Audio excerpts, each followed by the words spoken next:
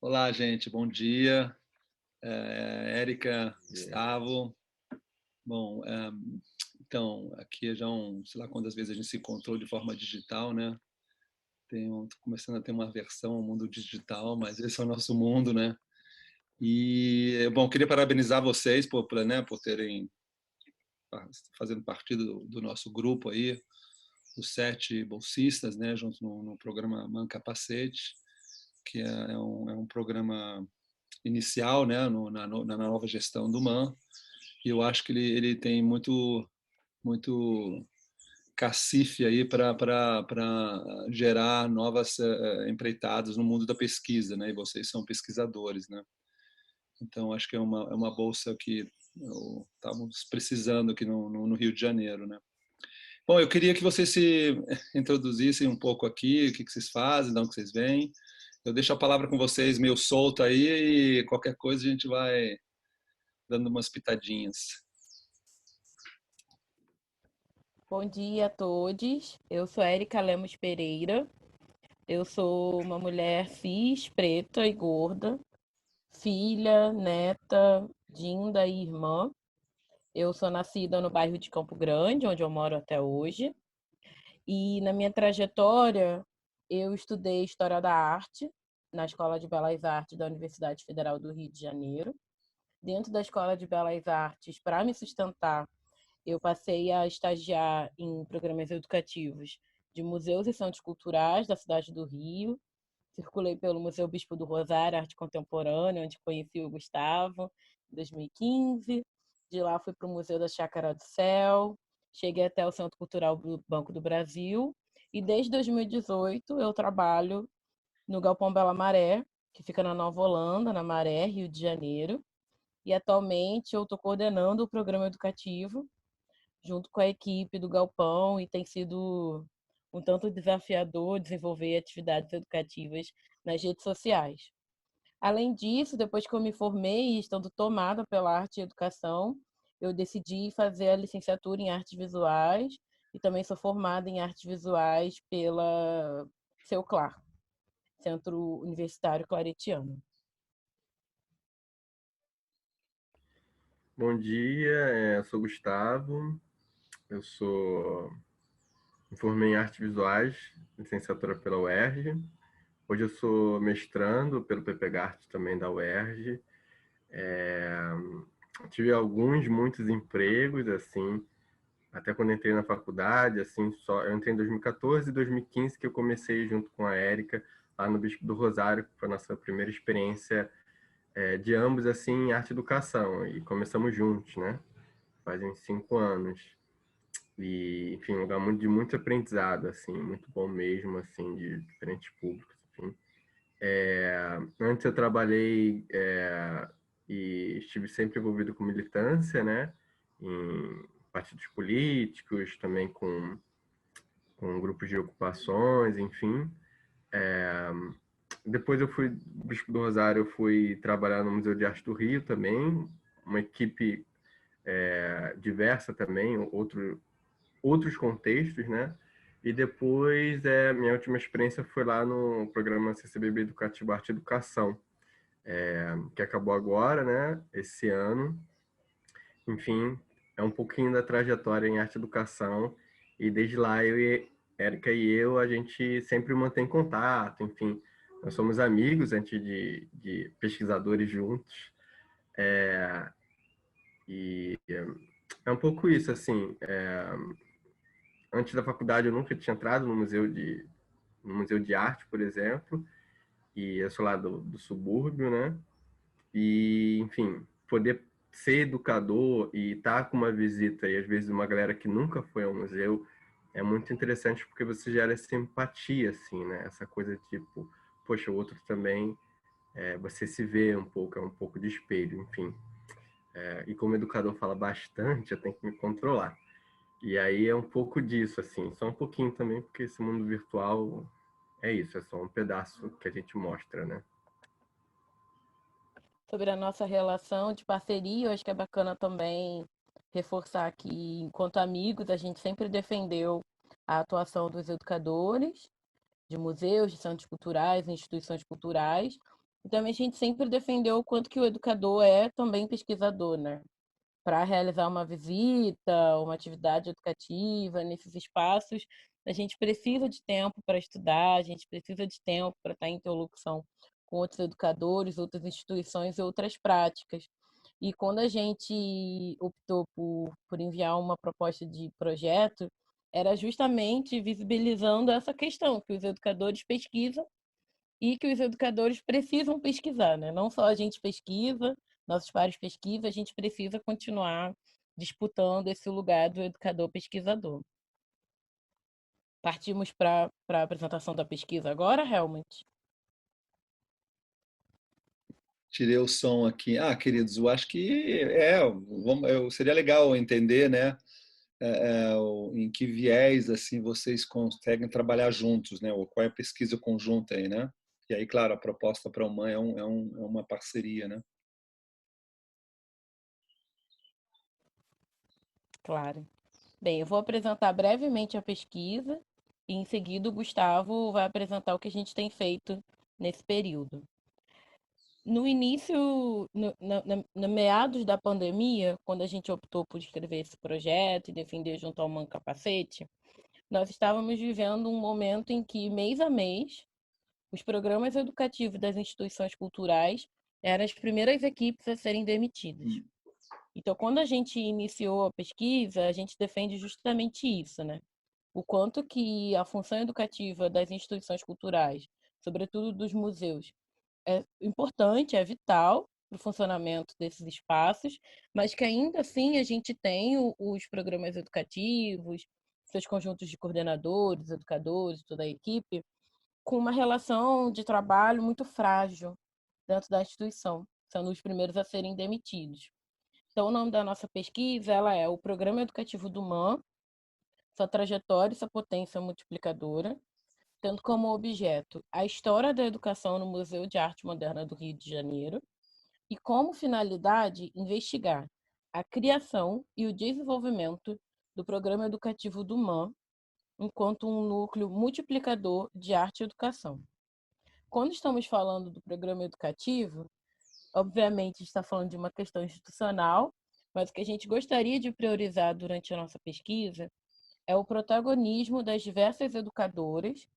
Toda a nossa prática a gente costuma falar na linguagem de gênero feminino, porque pesquisas indicam que as mulheres são o maior contingente de educadores nesses espaços. E a nossa ideia é justamente visibilizar as pessoas que fizeram parte do museu, parte do programa educativo, desde a sua criação, em diferentes períodos, contextos, concepções pedagógicas, gestões, e que, após passarem pelo MAN, agenciaram inúmeras práticas educativas pela cidade do Rio de Janeiro. Em seguida, a gente considera que a educação museal tem enfrentado desafios em grandes escalas com a pandemia. Como eu disse, são as primeiras equipes a serem demitidas. No E até mundo o todo, né, momento, Érica? no mundo No todo, mundo exatamente. todo, né? Não é só aqui, não. E até o momento que a gente havia escrito o projeto, a gente já tinha dados, por exemplo, no MoMA, o Museu de Arte Moderna de Nova York, e a Fundação Serra Alves, em Portugal, além de 35 instituições nacionais que dispensaram parte ou toda a sua equipe de educadores. Nesse momento, em novembro, a gente continua na pandemia, a pandemia não acabou. Cuidem-se quando forem na rua, levem seu álcool gel, usem máscaras. E, infelizmente, a gente ainda tem relatos de pessoas que seguem sendo demitidas. Então, a pesquisa, a partir desse pano de fundo que nós estamos vivendo agora, ela tem o interesse de estudar essa concepção de programa educativo e, mais que isso, de esboçar uma cronologia sobre o programa educativo e as pessoas que colaboraram com ele. Então, algumas perguntas são necessárias para que a nossa pesquisa seja desenvolvida. Nos debruçando sobre a história da educação no MAN, como e quando surgiu o programa educativo? O que motivou a sua criação?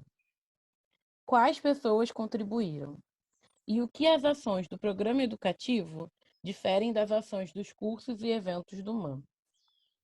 Após levantarmos essas questões, nós temos o interesse de entrevistar as pessoas que nós encontrarmos durante a pesquisa e também de lançar algumas questões, como: de que modo o desenvolvimento das concepções pedagógicas ajudou na construção de uma rede de educadores, de educadoras multiplicadoras? Quais foram os caminhos percorridos por elas? De quais instituições vieram e para quais instituições partiram?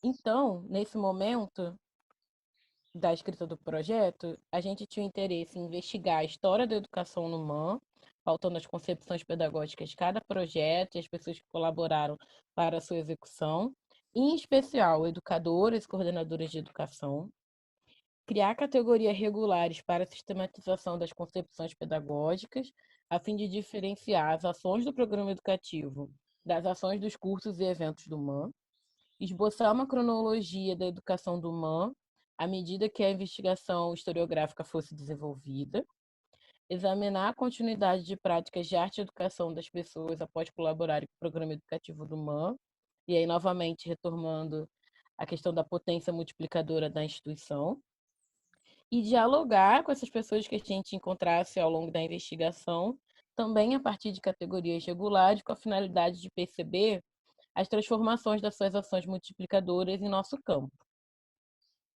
Como etapas do projeto, a gente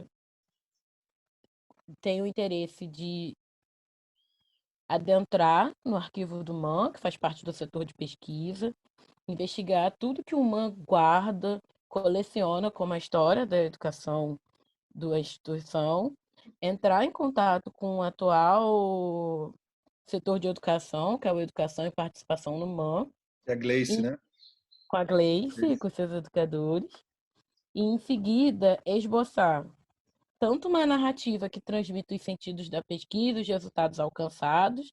A gente não sabe ao certo se será um artigo, se será um ensaio, mas de fato a gente tem esse interesse de esboçar uma narrativa e também de esboçar uma cronologia do programa com uma fruição hipertextual, onde a gente possa acessar não só as datas, as concepções pedagógicas, mas também esses diálogos que a gente quer construir com as pessoas que a gente encontrar no percurso. E aí agora eu gostaria de convidar o Gustavo para ele contar o que a gente tem de desenvolvido desde então. Nós apresentamos o projeto, que foi apresentado ao MAN Capacete, mas já temos aí 3 meses de intensa pesquisa e o Gustavo vai poder apresentar melhor para vocês. Legal. Eu acho que, enfim, primeiro eu vou apresentar um pouco do que como a gente se estruturou, né? Então, a primeira coisa, enfim, no início da nossa pesquisa, nós tivemos visita e acompanhamento teórico com o Helmut, com a Camila, com a equipe do Capacete, com o MAN também.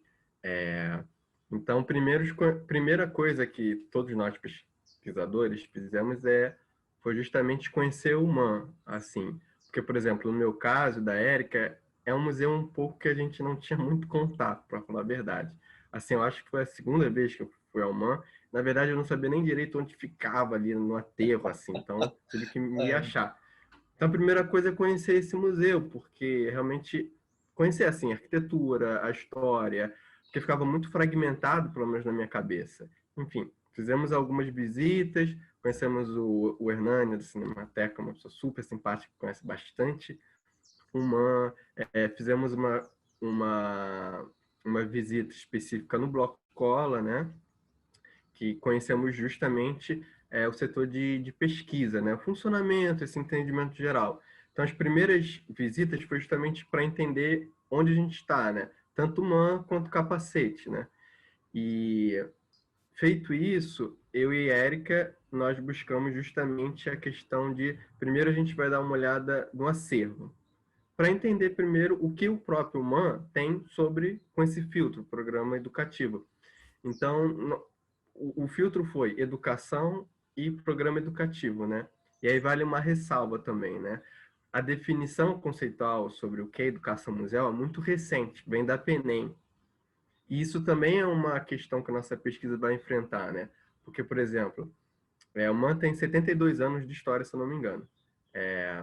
Nesses 72 anos, né, o conceito de educação museal, obviamente, ele se transformou. E aí, isso não indica que não tenha educação museal. Então, isso também é um outro trabalho teórico. Como pensar conceitualmente educação museal, sei lá, 50 anos atrás, que é diferente da PNEM, que, se eu não me engano, a Erika pode me corrigir, é 2015. A PENEM, ela tem uma construção de cerca de 10 anos, uma construção colaborativa, mas o seu texto final ela ficou pronto entre 2018 e 2019. Ainda foi otimista. É 2018, 2019. A gente está em 2020. Ou seja, muito recente. Uma construção de 10 anos para ver como é complexo o termo e foi divulgada faz muito pouco tempo. E aí, como pensar isso também num cenário de cidade, num cenário de museu de 50 anos atrás. Então, assim, primeiro a gente foi para a pesquisa e o primeiro filtro, que a pesquisa, inclusive, o nosso muito obrigada, toda a equipe da pesquisa sempre muito solícita, muito paciente também. E aí foi nos dado primeiramente dois eixos, assim, 3 partes, se eu não me engano, que fazem referência às questões de cursos e eventos do MAN, e outra pasta, e a Erika vai falar um pouco melhor depois, que é sobre educação. Esse livro, eu estou desmembrando ele nas pastas sobre ele. E, enfim, é interessante, e inclusive essa dinâmica de eu começar primeiro, foi porque as primeiras informações a gente conseguiu justamente nessa pasta, sobre cursos e eventos. Então, assim, o primeiro ponto assim que a gente identificou que um trabalho que a gente entende como programa educativo, gerência de educação ou participação, algo nesse correlato, que separa, diferente do que é um curso exatamente, foi no ano de 1969, com a chegada, assim, tem alguns nomes de destaque, com a chegada do Frederico de Moraes como coordenador de cursos e eventos, e é interessante porque nesse ano não ocorre somente a implementação do setor de monitoria, né? Você tem uma série de documentos, enfim, alguns vão até ter informações iguais, porque uma é a proposta do Frederico para o diretor, aí a outra já é uma CI interna com essas propostas consolidadas. Então, as informações, às vezes, vão ser as mesmas em vários documentos. Mas uma questão principal é que, no ano de 69, o setor de monitoria vem sobre mudanças que buscam, e aí, entre aspas, é uma fala do Frederico em um documento, atrair públicos menos elitizados para o MAN. E aí você tem uma série de medidas. E aí a monitoria está dentre essas. Curso noturno, né? Chamado DAP, Departamento de Artes Plásticas.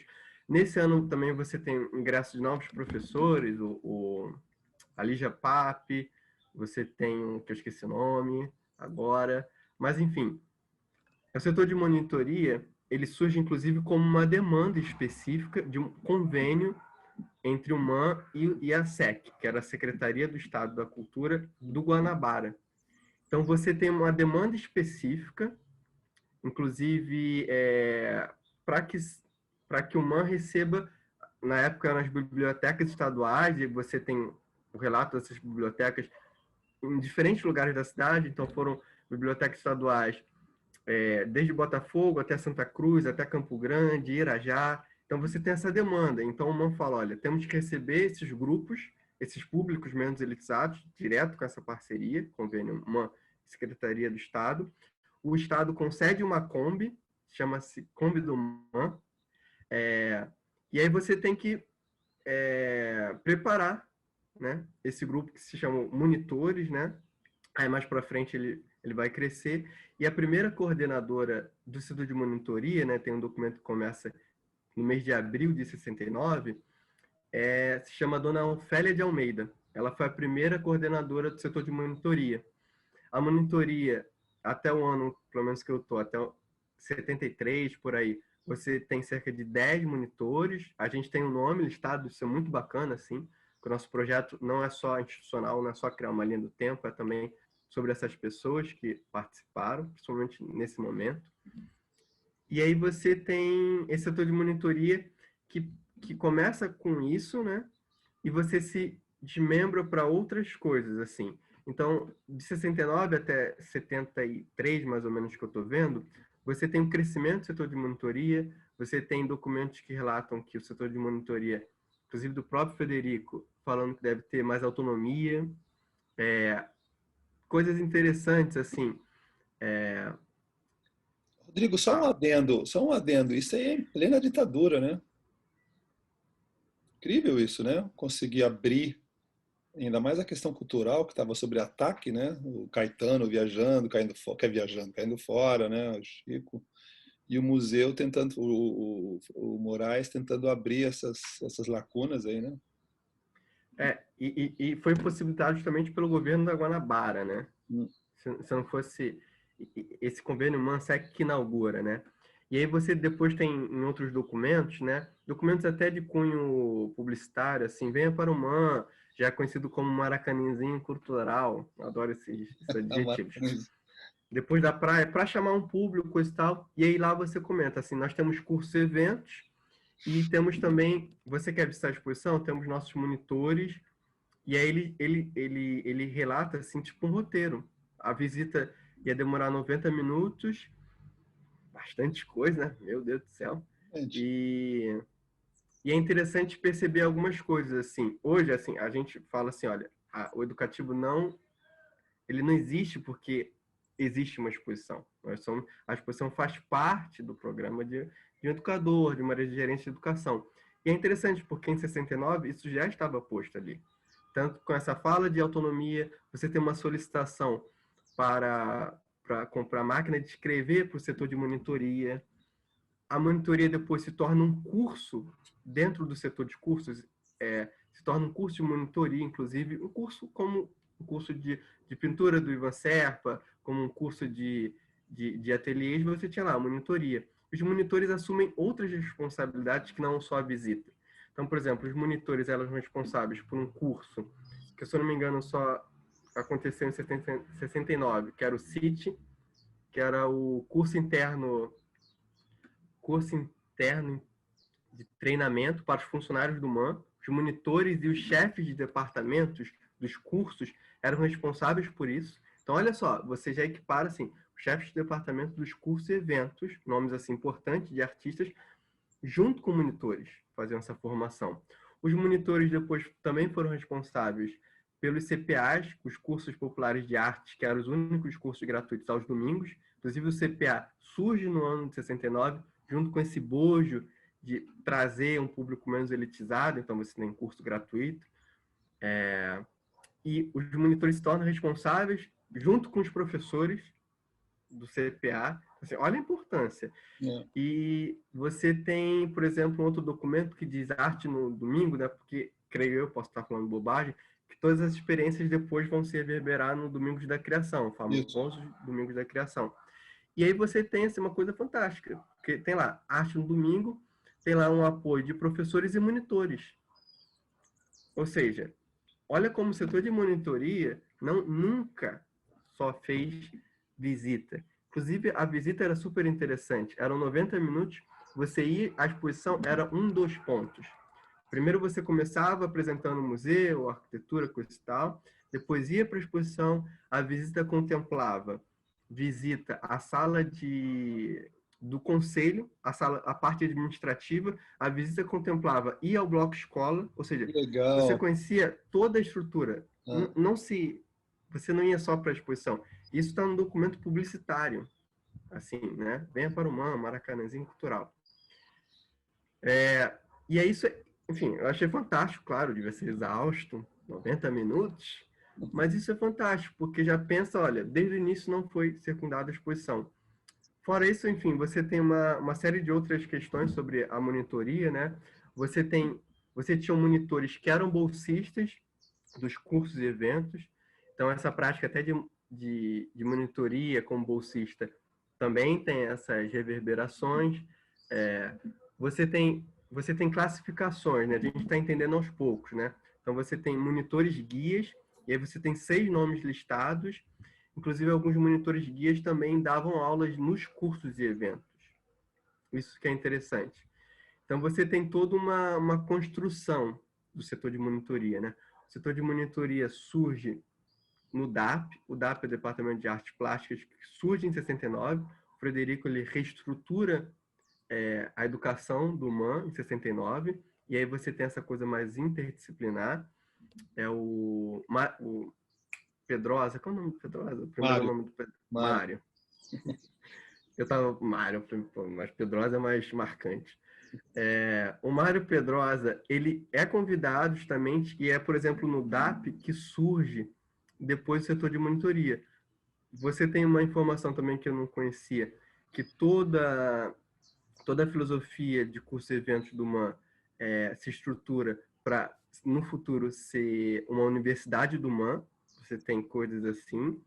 E o setor do DAP, né, que esse ano é criado, e aí se chama Lígia Pape, tinha o Frederico de Moraes como professor, e a Lígia, e o Mário Pedrosa, vou chamar Mário de Andrade. Tinha ali, o DAP será a futura escola de monitores. Então, assim, olha a importância do setor de monitoria, assim. Você tem esses embriões de vários departamentos, ateliês que são reestruturados para uma futura universidade do MAN, e o DAP seria essa escola de monitores. Depois se torna um curso de fato, atrelado ao próprio setor de cursos e eventos, né? Tanto que a própria Ofélia de Almeida assina alguns documentos referentes ao setor de cursos. Isso que eu não estava entendendo, porque às vezes as informações são fragmentadas. Isso depois a Érica até vai comentar. Isso é uma questão também para a gente, né? Porque, por exemplo, a gente está montando sobre informações fragmentadas. Isso é uma questão também para as outras pesquisas, assim, por exemplo, o nosso filtro, ele está todo espalhado em outros filtros maiores. Então, por exemplo, a gente tem um filtro de setor de monitoria. Ela está encaixada em outro filtro maior, que não esse. E até numa conversa com o Pablo, a gente falou assim, olha, como arquivar hoje o trabalho educativo? Porque a gente vê muito release de jornal, o termo jornalístico é diferente, eles vão chamar de guia, porque o público que eles vão atingir, eles são jornalistas. E aí, um release de jornal dá conta de explicar o que foi uma visita?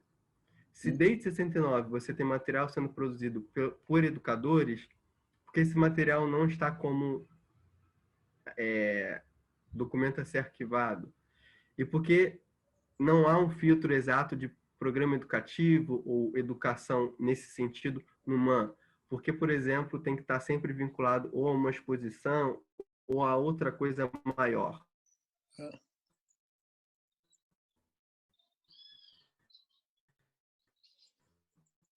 Então, esse é um negócio. Enfim, achou pelo menos esse marco inicial, 69, setor de monitorador.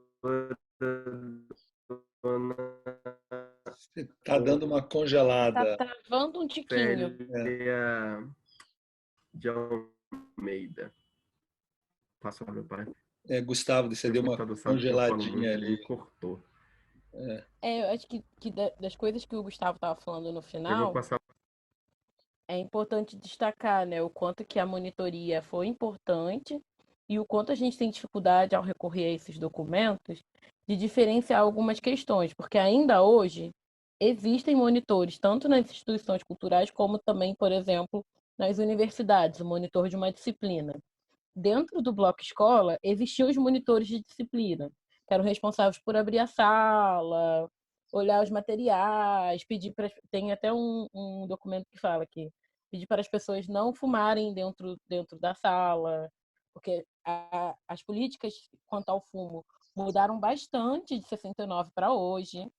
Então, tinha essas pessoas que eram responsáveis por monitorar as salas de aula do bloco escola, e tinham também os monitores guias, que eram as pessoas que faziam essa coleção, essa série de ações que o Gustavo comentou aqui para gente. E outra questão também que é muito interessante comentar em relação ao que o Gustavo disse é sobre a origem dos documentos que a gente tem encontrado no arquivo. A gente tem encontrado bastante release.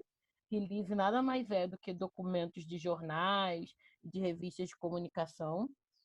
A gente tem encontrado muitos folders, a gente tem encontrado muitos materiais de divulgação dentro da pasta que se chama Educação. Nessa pasta Educação, que foi a que eu fiquei responsável por acompanhar, tinham poucos documentos como atualmente a gente chama, dentro dos programas educativos, Programa Política Educativa e Cultural, que seria o documento que orienta quais são as atividades que são feitas, quais são as missões, quais são os públicos atendidos. Então, nesse sentido que a gente questiona, e no diálogo com o Pablo isso ficou bem forte, sobre o que guardar sobre os programas educativos, né? Na parte de educação, tem uma subpasta monitoria, que nós encontramos, por exemplo, os relatórios da Ofélia de Almeida sobre os primeiros anos do setor de monitoria. E era, assim, estarrecedor perceber que as demandas que eles tinham entre 71 e 73 são as mesmas demandas que nós temos hoje nas instituições que a gente colabora. De um tempo para estudo, de um acesso melhor à biblioteca, porque eles reivindicavam não ter o mesmo tempo de uso do livro que o público em geral, reivindicavam uma sala, um tempo específico. Então, são questões que retornam, né? E, recentemente, dentro da pasta de educação, apesar desses documentos, folder, programação, a gente encontrou, sim, de 69 até o último programa, que era Eu, Você e o MAN, documentos nessa pasta. Obviamente, como atualmente Educação e Participação é justamente de 2020, nenhum ou poucos documentos a gente vai encontrar na pasta. E em diálogo com esses documentos, a gente percebeu que apenas na década de 80, finalzinho de 70 e finalzinho de 80, que a gente não encontra nenhuma informação sobre o programa educativo. Coincidentemente, foi o período em que o MAN sofreu um incêndio no seu bloco de exposições, mas que o bloco escola continuou ativo, e mais que isso, muitas coisas foram para o bloco escola. Tanto que hoje a Cinemateca ocupa parte do bloco escola e o setor de pesquisa ocupa parte do bloco escola. E aí, conversando com as queridas pesquisadoras Aline e Moema, elas comentaram que talvez fosse mais interessante para a gente, em vez de pesquisar apenas na parte de educação que aconteceu na década de 80, que a gente investigasse as pastas das exposições, sobretudo as exposições que têm mais documentos. Então, isso mostra que, inclusive durante o período do incêndio, o programa educativo ele esteve, digamos que, sobreposto ou inferiorizado em relação às exposições. De acordo com as exposições que se pensava uma proposta de visitação, de monitoria. E a partir da década de 90, com Educação no MAN, que foi inclusive participou Cristina de Pádua, Tana Queiroz, Maria Tornag. A partir dali que a gente já tem um programa educativo organizado, com equipes de programas e desenvolvendo muito além do que as visitas mediadas, que era o tempo todo sendo publicizadas em jornais. Então, a gente vai ter as atividades educativas, as atividades com família, pensar projetos com públicos específicos, nós vamos ter seminários sendo desenvolvidos e outros programas. Então, nesse momento, a gente está muito feliz em dizer que nós temos uma cronologia do MAN. Provavelmente alguns blocos em branco, né? Porque a gente está aí com 72 anos de história e construindo um grande quebra-cabeça, mas de fato a gente encontrou o documento que diz quando surge o setor de monitoria e chegamos até 2020 com educação e participação no MAN. Então, a cronologia está sendo esboçada. Em seguida, a gente espera conseguir também criar uma lista de nomes dessas pessoas que passaram pela instituição. A gente, por exemplo, está muito ansioso em pensar como encontrar a Ofélia. A Ofélia é uma pessoa que a gente gostaria muito de conversar. Então, a gente seguiria para essas entrevistas e a criação desses perfis. Bacana, muito legal, Érica. E vocês pensaram também em dar um viés paralelo com as políticas públicas nacionais, no sentido que o que o Ministério da Cultura, Educação, e como é que eles estavam alinhados e como é que o MAN talvez seguia ou deveria, apesar o MAN é privado, né? A gente tem que sempre lembrar disso. ele não tem obrigação de seguir nenhuma regra do MEC, né? Mas eu imagino que certas políticas culturais de certas épocas acabariam influenciando na criação de certos programas, para você alinhar de alguma maneira, né? Vocês pensam também um pouco tentar desenhar esse paralelo com as políticas nacionais? Sim. É outra Uma bolsa, eu questão, sei. uma questão que facilita bastante a nossa investigação é o fato do MAN ser muito pesquisado nacionalmente, né? É, Não só pelos pesquisadores do estado do Rio, mas todo o Brasil as pessoas têm interesse em pesquisar o MAN Rio. Então a gente consegue fazer uma interlocução tanto com o que já fora pesquisado, como também as políticas para escolas, para a educação e políticas para museus, né? Que também vão ser muito importantes para o desenvolvimento do MAN. Uma questão, por exemplo, que eu encontrei dentro das pesquisas e a gente celebrou bastante, é sobre o Seminário Internacional de 1958, a função educativa dos museus, que era que era responsabilidade da Unesco com uma série de instituições no Brasil. E o MAN recebeu esse seminário em 1958. isso. Em 2018, teve uma nova edição desse seminário, repensando as questões que foram debatidas lá como estavam hoje. Então, a gente consegue também acompanhar a trajetória dos museus no Brasil e da educação museal no Brasil como contraponto. Isso é importante, eu acho, né? Para entender o É, museu dentro do contexto maior, né? é interessante também porque... Ih, minha internet. Vocês estão me ouvindo? Estamos. É interessante também porque, por exemplo, você tem algumas cartas, né? Inclusive de professores universitários na década de final de 60, início dos 70, inclusive sobre, assim, para mandar material, sobre os cursos, essa coisa de educação universitária. E aí é interessante porque o setor de monitoria também está dentro, assim, quando é respondido, fala, nós temos também o setor de monitoria. Então é interessante como isso está bem dentro, assim, como estava no caso, né? E aí você também tem algumas cartas assim sobre essas possíveis parcerias com o MEC, né? Como eu já falei, essa ideia de se criar uma universidade, enfim, que eu vou descobrir mais ainda vendo os documentos, né? Ainda falta ver uma pasta. E é interessante, por exemplo, sobre políticas públicas, esse convênio MAN-SEC, isso é um dos pontos do convênio. O convênio pretendia elaborar exposições ambulantes para ir para subúrbio, e uma série de outras conversas públicas, enfim, são pontos assim que dois é justamente essas visitas assim. E o setor de monitoria, ele justamente ele é criado devido a uma parceria de política pública, né? Então é um pouco isso. Não, legal. Queridos, a gente acho que os 90 minutos da época hoje valem 45, né? Eu acho que, eu acho que exatamente isso aí, sabia, Gustavo? Eu acho que os 90 minutos daquela época a gente tinha outra maneira de lidar com o tempo, né? Eles foram reduzidos para 45 hoje em dia, a gente tem que fazer tudo em 45, 50, sei lá, ficou pela metade.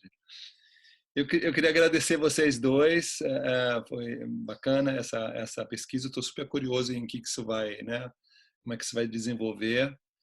Tenho certeza que é uma pesquisa que tem que continuar depois também da própria bolsa, né? Portanto, vamos rezar aí, né? Mas porque pesquisa nunca acaba, né, gente, né? Ainda mais com um E é país só como o Brasil. fazendo um ponto, assim, que inclusive estava no nosso projeto, assim, inclusive foi até uma reunião com a Camila, assim, a gente tá muito animado com tudo, porque tudo é tudo, assim, muito, caramba, que incrível, não sei o quê, só que a gente tem que falar assim, não, mas o que a gente vai fazer? Porque a nossa pesquisa também dá margem para outras pesquisas, então, alguém quer ver o setor de monitoria, ou alguém quer ver a partir dos anos 90, mas a gente quer, assim, criar esse grande esboço para a pessoa já saiba onde pesquisar, assim, porque, como a gente falou, está bem fragmentado. É.